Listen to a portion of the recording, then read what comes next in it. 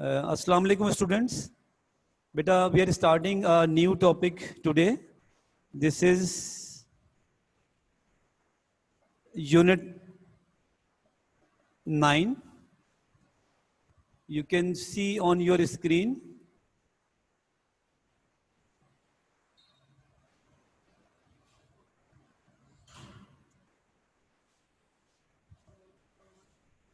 Abdullah, can you see the screen? Raise your hand, beta. Okay, thank you. Thank you, beta. बेटा देखें ये this is unit 9 simple kinetic theory of matter. ये सारा का सारा about 90% is theory और learning plus understanding. You know the properties of solid liquid gases और you have learn in your previous classes 7-8 में यकीनन आपने साइंस में इसको पढ़ा होगा. तो our topic is or chapter is unit 9. This is simple kinetic theory of matter. Beta, first definition is what is matter. So anything which has mass and occupies some space. Anything which has mass and occupies some space is called matter. तो अगर आपको definition of matter पता है तो well and good. You can start from the definition of matter. आप इसके अपने fair register में सबसे पहले हेडिंग के आफ्टर यूनिट 9 आप उसको मैटर लिख सकते हैं. मैंने इसको लिखा नहीं था क्योंकि ये प्रीवियस क्लासेस में आपका हो चुका है. और फ्रॉम केमिस्ट्री भी आपको you know the definition of matter. और अगर आपने लिखना है तो you can write anything which has mass and occupies some space is called matter. तो कोई भी चीज जो कोई जिसका कोई आपके पास मास हो और वो वेट ऑक्यूपाई सम स्पेस तो ये आपके पास मैटर हो. Anything which has mass and occupy some space is called matter. ये तो मैटर की डेफिनेशन हो गई. I did not write but you can write in your fair registers. आप उसको चाहें तो लिख लें. Anything which has mass and occupy some space is called matter. अच्छा, there are 3 states of matter. ये बहुत फेमिलियर है, आप इसको जानते हैं. सॉलिड्स या सॉलिड, लिक्विड एंड गैस. ये आपके पास 3 स्टेट्स हैं. We have another state of matter plasma, लेकिन plasma is not given in our syllabus. तो हमें आपको जो पढ़ना है वो पढ़ना है आपको properties of solid, liquid and gases. तो we are starting with the properties. These are the general properties of solid. बेटा बहुत आसान सी हैं, बहुत ईजी है, आप इससे ज़्यादा बहुत फेमिलियर हैं. आप ऑलरेडी बहुत सी चीज़ें जानते हैं इसकी ना. सॉलिड्स, अब number 1, fix shape. They have fix shape and volume. बेटा फिक्स शेप होता है, शेप ये चेंज नहीं करते लाइक लिक्विड और गैस. एंड वॉल्यूम, वॉल्यूम अगर आपने कैलकुलेट करना होता है तो हम इसको इस तरह कैलकुलेट करते हैं.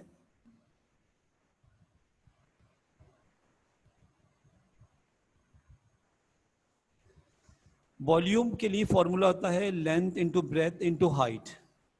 बेटा कोई भी रेक्टेंगुलर है आपके पास तो सॉलिड फॉर्म में है तो उसका जो वॉल्यूम है वो फिक्स हो जाएगा. यानी कि length into breadth into height करेंगे तो उसका वॉल्यूम आ जाएगा. नॉर्मली हार्ड, अगर आप उसको टच करते हैं सॉलिड तो आप फील करते हैं कि it is hard. Rigid, rigid का मतलब है उसका शेप आप इजीली चेंज नहीं कर सकते. बेटा एक होता है फ्लेक्सिबल और एक होता है रिजिड. रिजिड की प्रॉपर्टी है कि आप उसको कंप्रेस करना चाहें या उसको आप स्ट्रेच करना चाहें तो it's not easy to change the shape. यानी कि उसको आप शेप चेंज नहीं कर सकते, इसका मतलब है कि वो रिजिड है. तो ये टर्म हम अपनी कॉमन उसमें भी यूज़ करते हैं. अगर कोई पर्सन अपनी बात पे बिल्कुल हटने के लिए तैयार ना हो तो हम कहते हैं कि रिजिड है ये. तो रिजिड का मतलब ये हुआ कि we can not change the shape और साइज. इसका हम नहीं कर सकते. नॉर्मली हार्ड होते हैं. If you touch any solid तो आप फील करते हैं कि इट इज़ हार्ड. इनकम्प्रेसिबल, बेटा इसको हम कंप्रेस नहीं कर सकते. रीज़न इज दैट कि molecules are very close to each other. There is no gap between the molecules. जब गैप नहीं होगा तो फिर वो हम उसको कंप्रेस कैसे कर सकेंगे. और इंटरमॉलिक्यूलर फोर्सेस भी स्ट्रॉन्ग होती हैं. अच्छा, next one is large force needed to change shape.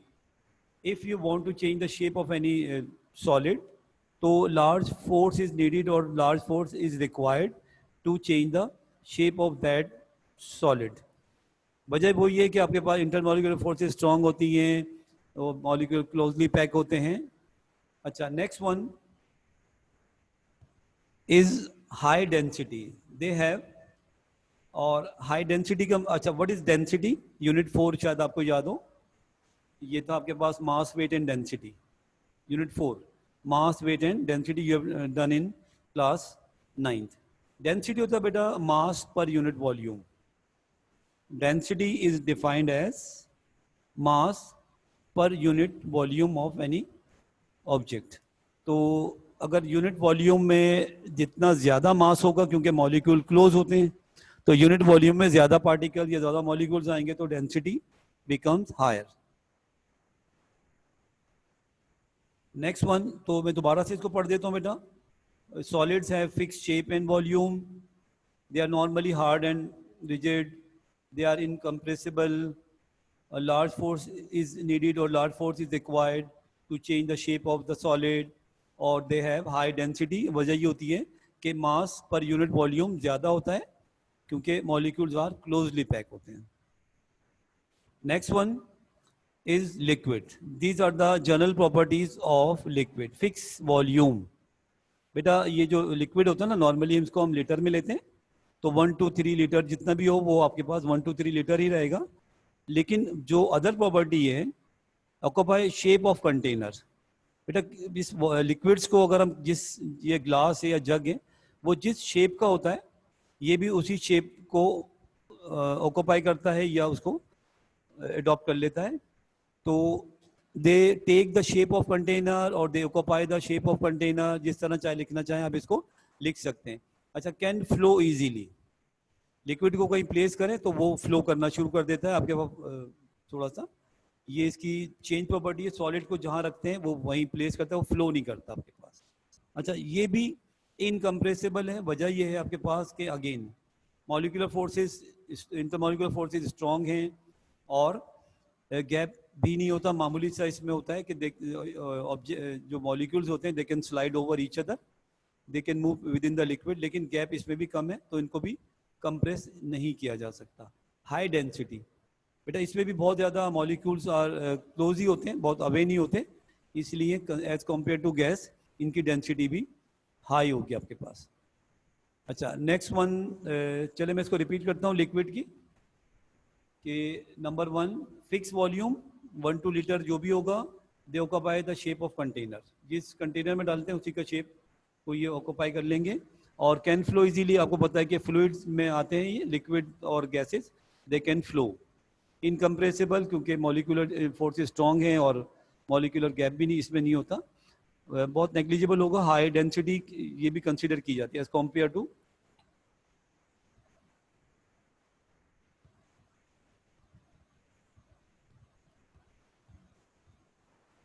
Yes, Umar Ahmed. Sir, the flow of liquid depends on its viscosity, right? बेटा जरा लाउडली बोलिएगा, आपकी आवाज़ कम आ रही है मुझे जरा. Sir, the flow of liquid depends on viscosity, right? जी बेटा सही है. ये जो आप टर्म यूज़ कर रहे हैं विस्कोसिटी की, ये हम पढ़ते हैं इन केमिस्ट्री. बिल्कुल आप सही टर्म यूज़ कर रहे हैं. Okay. तो यहाँ पे जो है हमारे पास अकॉर्डिंग टू फिजिक्स, तो हम उसको बात करेंगे. तो वो आप बिल्कुल सही कह रहे हैं, लेकिन हमारे यहाँ जो टर्म है एक कहीं पे जाके थोड़ा सा डिफरेंस आ जाता है. तो बिल्कुल कैन फ्लो इजीली, ये विस्कोसिटी पे आपके पास डिपेंड करता है जितना. अच्छा, नेक्स्ट वन इनकम्प्रेसिबल हो गया और हाई डेंसिटी हो गया. अच्छा, गैसेस की प्रॉपर्टीज आपने बहुत पढ़ी हुई है सारे, आप बहुत ज़्यादा फेमिलियर है इसके साथ. Neither fix shape nor fix volume. ना इनका शेप फिक्स होता है ना इनका वॉल्यूम. बेटा वही बात है कि जिस कंटेनर में, जिस शेप के कंटेनर में आप प्लेस करते हैं गैस को, तो ये उसी का शेप को ऑक्यूपाई कर, take the shape of container. और दूसरा वॉल्यूम. वॉल्यूम कम हो या ज़्यादा हो, अगर आपने एक फिक्स जो मास गैस आपने प्लेस की इन अ स्मॉलर कंटेनर और इन अ बिगर कंटेनर, तो दे ऑक्यूपाई ऑल अवेलेबल स्पेस. जितना भी अवेलेबल स्पेस होता है ये सारे के सारा उसको ऑक्यूपाई कर लेते हैं, तो ना इनकी शेप फिक्स होती है ना इनका वॉल्यूम। अच्छा, वजह क्या है? Intermolecular forces are very week.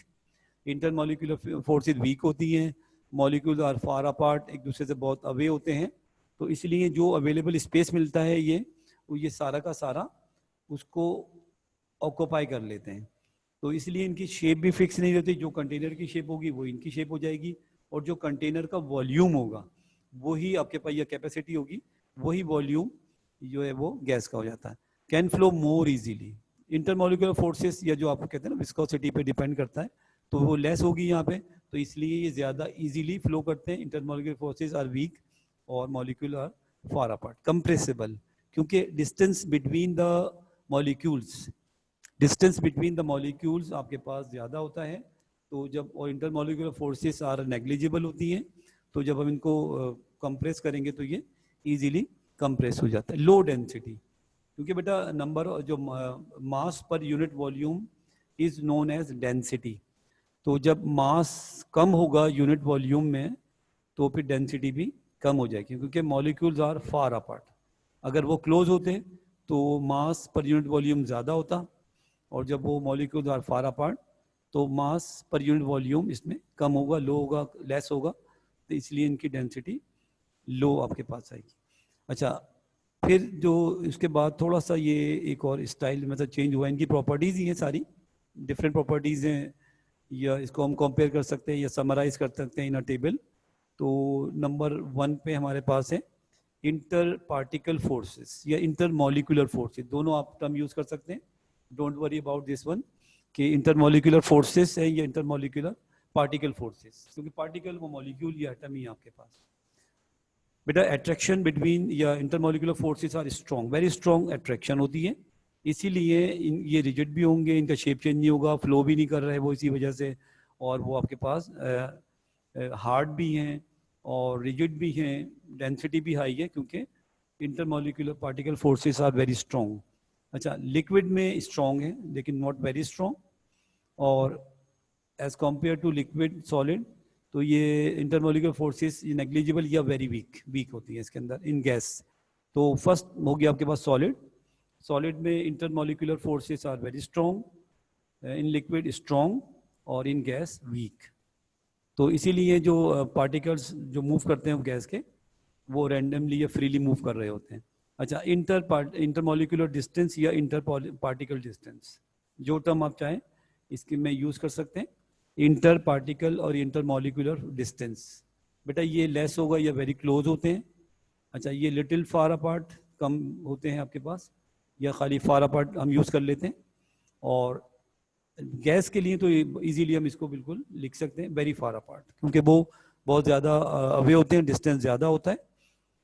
तो ये आपके पास थर्ड, आपके पास ये जो हमने स्टार्ट में पढ़ी है ना जनरल, ये उसी की समरी है आपके पास, समझ लें, तो ये इस तरह भी दे सकता है। अच्छा, इसके अलावा एक चीज़ मैं आपसे और भी पूछ सकता हूँ कि वो स्ट्रक्चर ऑफ सॉलिड या लिक्विड या गैस बनवा सकते हैं। तो अगर मैं आपको 3 बॉक्सेस दे दूँ, स्मॉल बॉक्सेस हैं, स्क्वायर हैं वो शेप में, मैं कहता हूँ कि सॉलिड के मॉलिक्यूल्स की आप इसमें सेटिंग बता दें, अरेंजमेंट बता दें, लिक्विड की बता दें और गैस की बता दें, तो हम ये करेंगे कि वो आपके पास एक बॉक्स गिवन है, तो सॉलिड के लिए क्या कर देंगे, हम उसको सारे मॉलिक्यूल्स फिल कर देंगे, कंप्लीटली उसको फिल कर देंगे, इंटरमॉलिक्यूलर गैप्स हम शो नहीं करेंगे, तो वो आपके पास स्ट्रक्चर ऑफ सॉलिड आ जाएगा।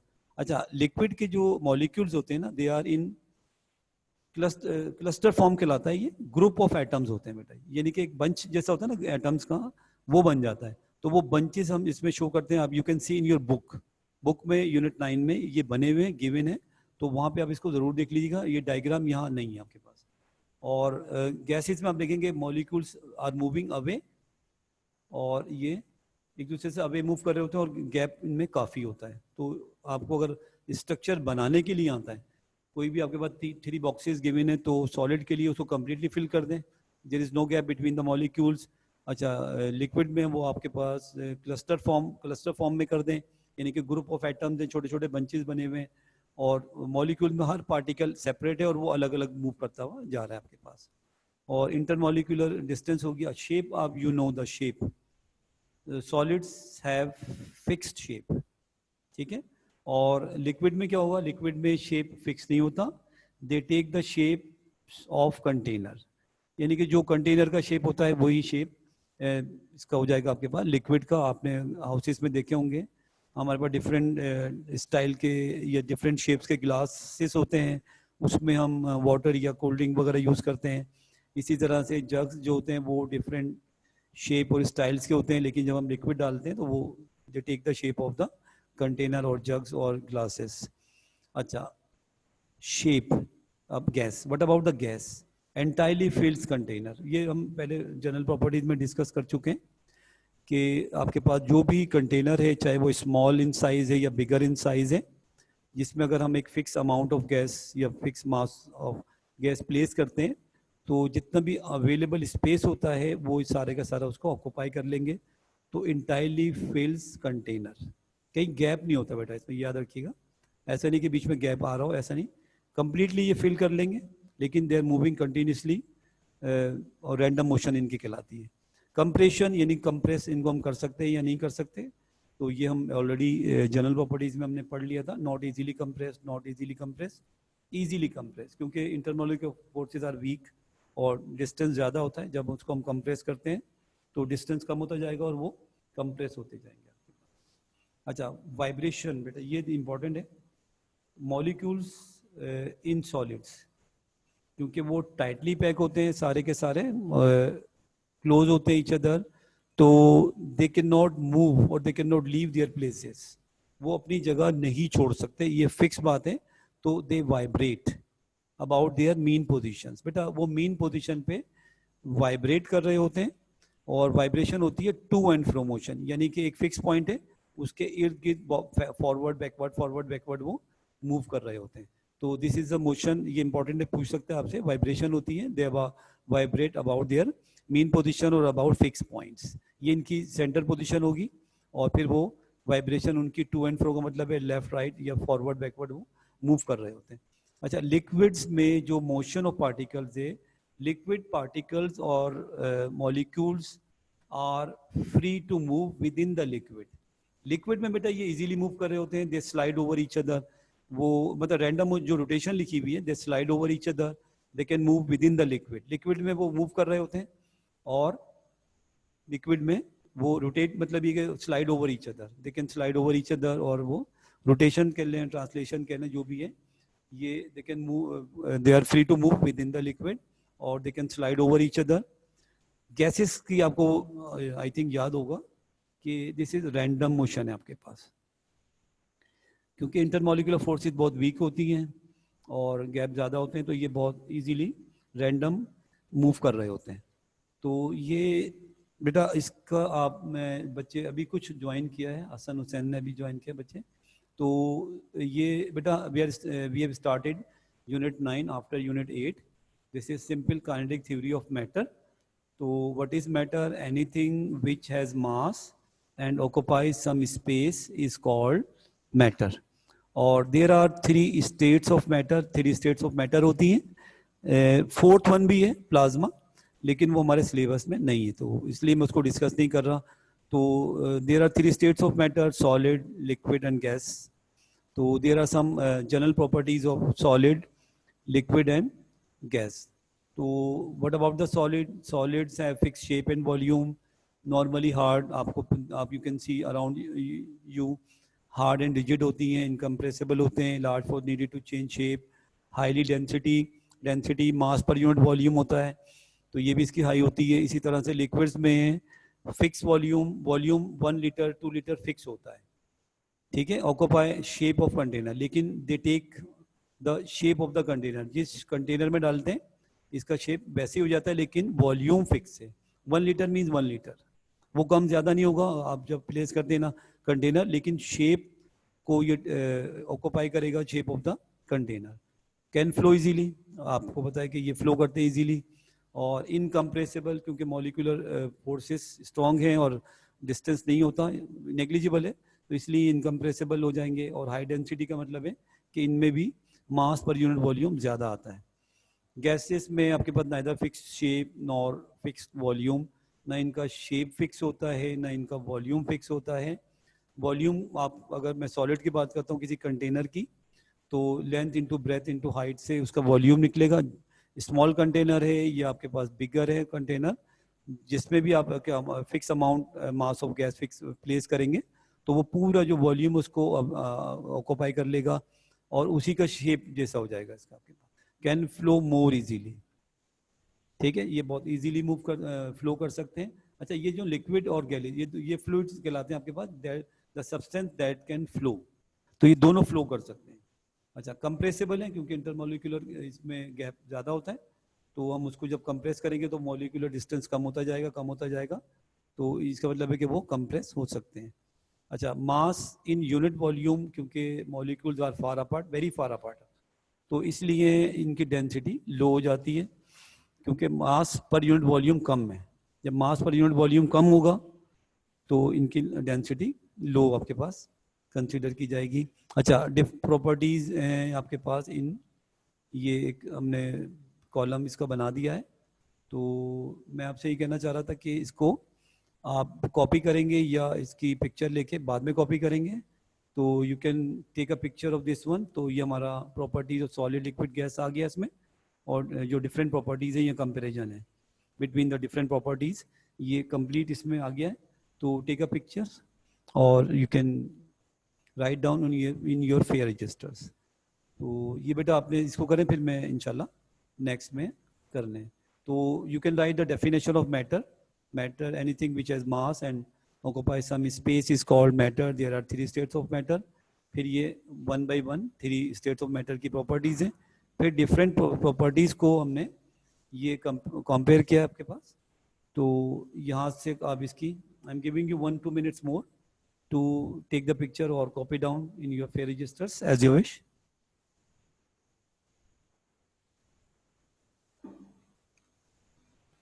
बेटा नेक्स्ट टॉपिक, बेटा ये बहुत शॉर्ट चैप्टर है और इंशाल्लाह होपफुली टुडे एंड टुमारो, ये आज कुछ काफ़ी काम हमारा आज हो जाएगा और बाकी कल इंशाल्लाह हो जाएगा। देखिए ये एक और चीज़, kinetic theory of gases,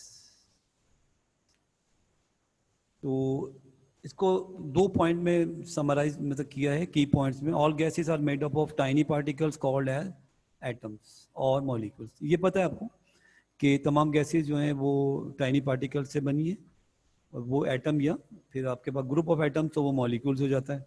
from chemistry भी आपको पता ही इस तरह से।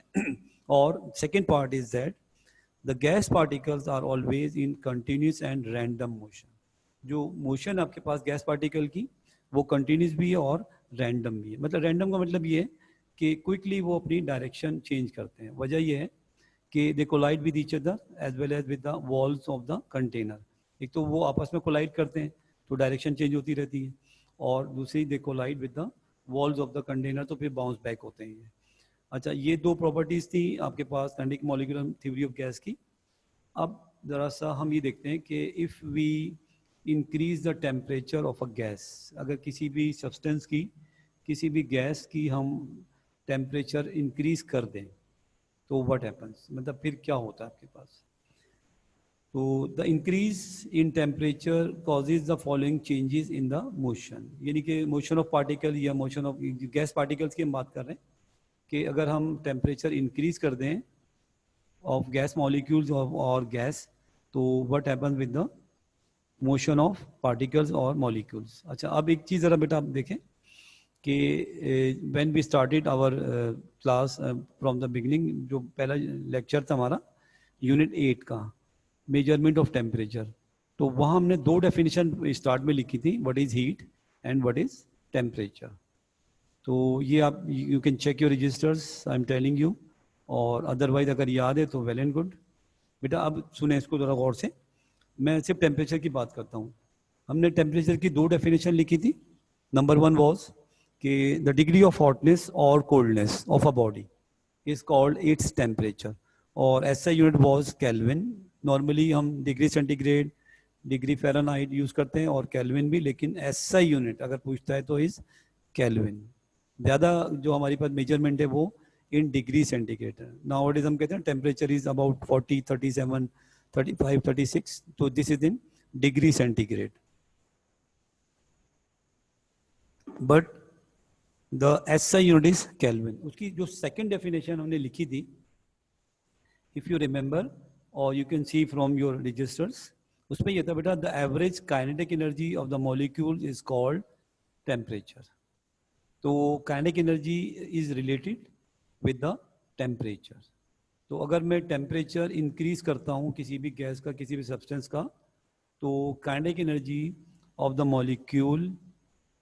Molecules increases. किसी भी सब्सटेंस को अगर मैं हीट अप करता हूँ, टेम्परेचर उसका इंक्रीज करता हूँ, तो फर्स्ट तो आप keep this in your mind कि टेम्परेचर इंक्रीज करने से kinetic energy of the molecules increases. तो what happens with the molecules, number one, A इसको मैंने बना के लिख दिया है, at high temperature molecules have higher kinetic energy. अगर टेम्परेचर हाई होगा तो काइनेटिक एनर्जी भी हाई होगी आपके पास, ठीक है। और इन द सेकेंड पार्ट और second B part, at high temperature molecules have greater speed. बेटा अगर आपको अगर आपको याद हो तो in unit 6 this was work energy and power. आपने जब एनर्जी को स्टडी किया था इन क्लास 9, तो आपने इसके अंदर दो टाइप्स की एनर्जी थी हमारे पास, काइनेटिक एंड पोटेंशियल। तो काइनेटिक एनर्जी का जो डेफिनेशन थी वो क्या थी, the energy possessed by a body by virtue of its motion. यानी कि कोई भी ऑब्जेक्ट अगर मूव कर रहा है तो इसका मतलब है कि वो मूव कर रहा है ड्यू टू काइनेटिक एनर्जी, और it has kinetic energy when it is moving. तो इसका मतलब है कि अच्छा, जितनी ज़्यादा काइनेटिक एनर्जी होगी वो जितना ज़्यादा फास्ट मूव करेगा। तो इसका मतलब ये हो गया in B point, at high temperature molecules have greater speed. जब काइनेटिक एनर्जी हाई हो गई तो उनकी स्पीड भी ग्रेटर हो जाएगी या ज़्यादा हो जाएगी, क्योंकि kinetic energy related with the motion, और मोशन का मतलब है कि वो स्पीड अप हो रहा है आपके पास।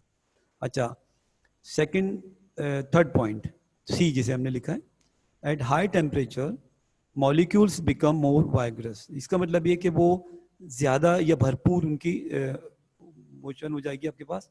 ये वही बात है कि काइनेटिक एनर्जी बढ़ेगी तो स्पीड बढ़ेगी, स्पीड बढ़ेगी तो फिर वो मूव करेंगे मोर वाइगरसली।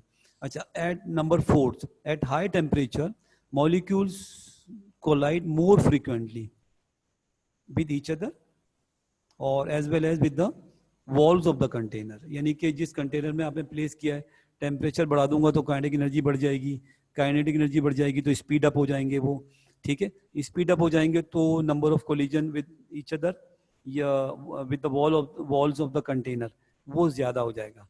तो उससे क्या होगा आपके पास, रिजल्टिंग इन मोर प्रेशर। तो अगर किसी आपके पास सील्ड कंटेनर में गैस को प्लेस कर दें और फिर टेम्परेचर हाई हो रहा हो, तो इसका मतलब ये होगा कि जो इंटरनल प्रेशर है आपका पास, गैस प्रेशर है इनसाइड द कंटेनर, वो ज़्यादा हो जाता है आपके पास। तो ये आपके पास अब what is pressure, gas pressure जो आपके पास, ये इंशाल्लाह इसके बाद स्टडी करेंगे। बेटा ये जो दो आपके पास आप देख रहे हो ना स्क्रीन, एक तो हमारा वही टेबल हमने बनाया था, डिफरेंट प्रॉपर्टीज़ को कंपेयर किया था, तो ये मैं आपको शो कर रहा हूँ। You can take the picture of, और मैं इंशाल्लाह इसको भी अपलोड कर दूंगा तो आप डाउनलोड कर लीजिएगा इसके अंदर। अच्छा, यूनिट 8 आपको बता रहा हूँ, बच्चों ने जिन्होंने अभी तक चेक नहीं किया है वो अपलोड हो चुका है, आप उसको डाउनलोड करें, उसको सॉफ्ट कॉपी, हार्ड कॉपी और रजिस्टर में लिख लें तो बेहतर है। लेकिन एक चीज़ और मैं बार बार आपको इंसिस्ट कर रहा हूँ इस बात पे कि you must read the book also, book has knowledge. आपको नोट्स, ये नोट्स हैं बेटा, ये समझ लें कि समरी ऑफ द चैप्टर है, लेकिन वो आपके पास इन डिटेल अगर स्टडी करनी है तो you must read the book, it has knowledge. आपने बुक को रीड करना है, उसके बाद ये नोट्स आपने रीड करने हैं और दोनों अगर आपने अच्छी तरह से रिवाइज कर लिए तो you will be able to solve past papers. आप बहुत इजीली पास पेपर्स को सॉल्व कर सकेंगे। तो ये आगे इसकी आप नोट डाउन करें या इसकी पिक्चर ले लें, तो मैं इंशाल्लाह फिर हमारा जो नेक्स्ट आ रहा है topic, I am giving you 1 more minute to take the picture और write down on your fair registers. अभी बेटा आप बिफोर टाइम क्लास ऑफ नहीं कीजिएगा, मुझे at the end last 1-2 minutes में मुझे अटेंडेंस मार्क करनी होती है, तो प्लीज़ आपने अभी क्लास में ही रहना, कहीं आपने जाना नहीं है आपने। अच्छा, next one we are starting the next one. तो this is pressure of a gas.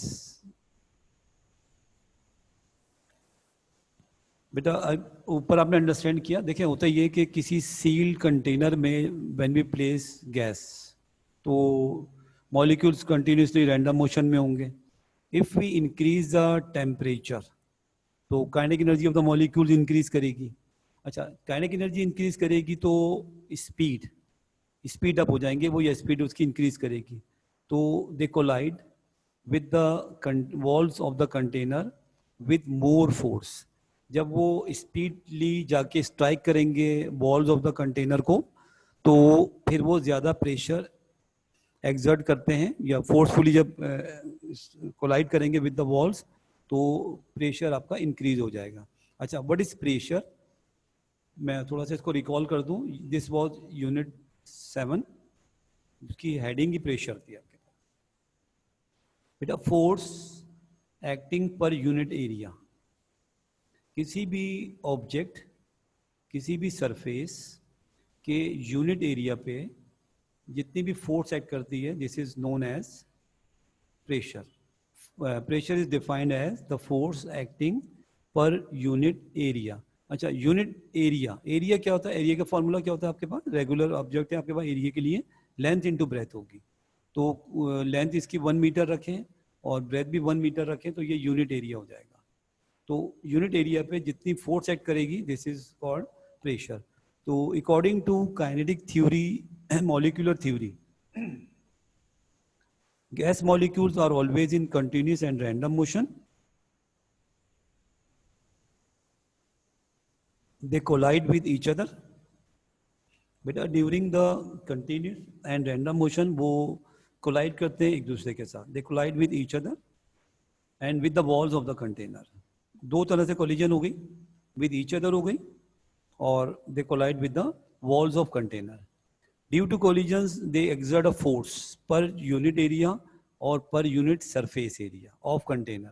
बेटा जब वो आपके पास स्पीड अप होते हैं, they collide with the walls of the container, तो they exert force on that surface और सरफेस एरिया। तो अगर वो सरफेस एरिया को हम यूनिट सरफेस एरिया ले लें, यानी कि 1 मीटर लेंथ 1 मीटर ब्रेथ, तो फिर वो ये प्रेशर आपके पास बन जाएगा।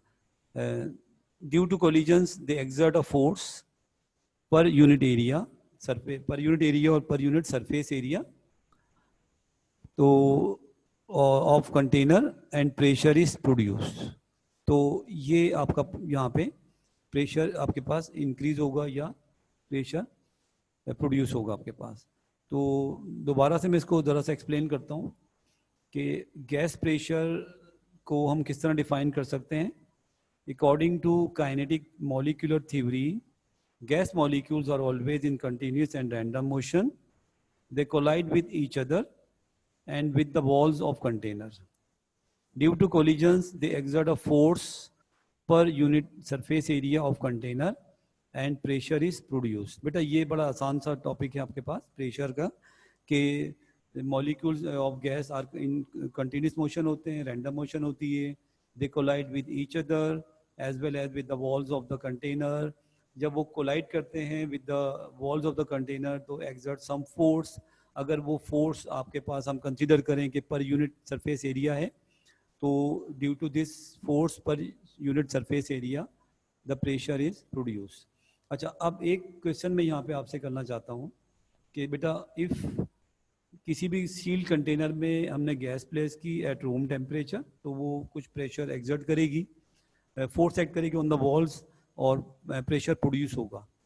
Now if we increase the temperature of that sealed gas, बेटा इस गैस को का टेम्परेचर अगर हम बढ़ा दें, मुझे सिर्फ आपसे ये पूछना है, ये मैं एंड पे आपके क्वेश्चन देख लेता हूँ। बेटा ये 59 हो गए, वी हैव 5 मिनट्स मोर, क्योंकि अटेंडेंस भी मार्क करनी है। सिर्फ आपसे ये डिस्कस करना है, बाकी टॉपिक हमारा एवोपरेशन आप देख रहे हैं, ये इंशाल्लाह कल हमारी क्लास है उसमें हो जाएगा। अच्छा, अब इसमें ये है बेटा कि if we increase the temperature of the gas, तो फिर क्या होगा?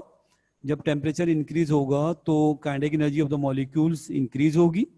जब मॉलिक्यूल्स की काइनेटिक एनर्जी इंक्रीज होगी तो उनकी स्पीड भी ज़्यादा हो जाएगी और they collide with the walls of the container with more force, यानी forcefully या with more force जाके वो strike करेंगे, collide करेंगे with the walls of the container.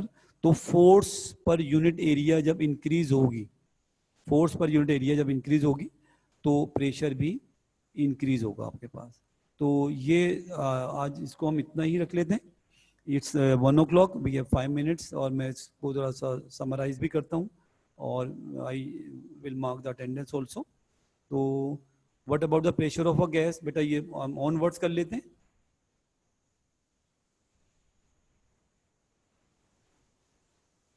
Yes साथ. सर वो इससे पहले वाली जो स्लाइड है उसको जरा वापस से दिखा दीजिए जो अच्छा इफेक्ट्स ऑफ ठीक. टेम्परेचर है. जी बेटा मैं समझ गया आपके पास.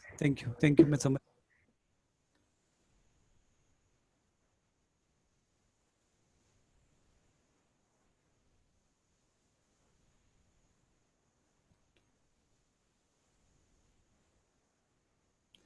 बेटा ये आप इसको देख लें. ये तो कॉलम जो डिफरेंट प्रॉपर्टीज है इनको हमने कंपेयर किया सॉलिड लिक्विड गैस की और फिर उसके बाद kinetic molecular theory of gas इसको समराइज किया इन 2 पॉइंट्स और effect of temperature on molecular motion. अच्छा ये जो हम टॉपिक करें ना प्रेशर ऑफ गैस ये यहीं से आपकी समझ में आ जाएगा कि जब हम टेम्परेचर इंक्रीज करेंगे बेटा तो काइनेटिक एनर्जी बढ़ जाएगी. जब काइनेटिक एनर्जी बढ़ेगी तो स्पीड आपके पास ग्रेटर हो जाएगी और ग्रेटर स्पीड से जब ये कोलाइड करेंगे या स्ट्राइक करेंगे with walls of the container तो they exert more force per unit area. तो जब force per unit area increase होगी तो प्रेशर भी इंक्रीज हो जाएगा. तो बेटा ये इसको हम आज यहीं करते हैं. I am going to mark your attendance. तो इसको बेटा जो भी बच्चे इसकी पिक्चर लेना चाह रहे हैं या नोट डाउन करना चाह रहे हैं please take. I am giving you 1 more minute. After 1 minute I will mark the attendance. अभी आपने क्लास में ही रहना, भी आउट नहीं होना बेटा आपने. मैं अटेंडेंस मार्क करता हूँ तो फिर आप उसके बाद देखिए. ठीक है मैं अटेंडेंस मार्क कर लूँ बेटा फिर आप क्लास में जाइएगा.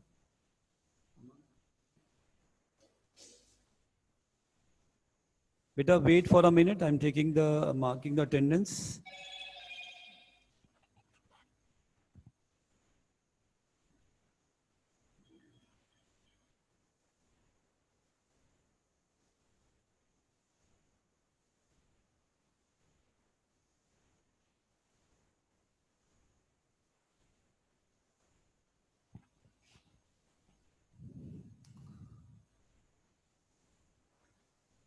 ओके बेटा आई थिंक ये अभी तक कोई फॉर्मूला तो था नहीं जो डिफिकल्ट आप फील करें. It's general properties of solid liquid gases. बहुत सी चीज़ें मे बी आपको पहले से पता थी और कुछ चीज़ें मे बी कि आपने आज की हो. तो बस ये जो लास्ट टॉपिक से अच्छा ये कुछ चीज़ें ऐसी हैं कि हो सकता है कि वहाँ आपको डिटेल ना मिले. ये समराइज की गई हैं तो ये ज़रा सा आसान होता है. लेकिन read these notes with books. फिर I am telling you again कि बुक को नहीं छोड़ना बेटा.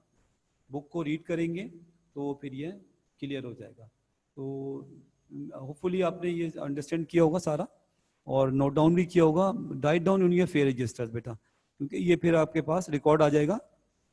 सॉफ्ट कॉपी में फिर आपके पास मिस हो सकता है तो इसकी हार्ड कॉपी डाउनलोड करके फाइल बनाएं और फिर बुक के साथ इसको रीड आउट करें. तो मैं इंशाल्लाह फिर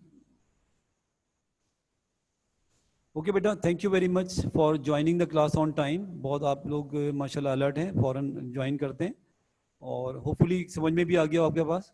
thank you very much. Take care of you. अल्लाह हाफिज़.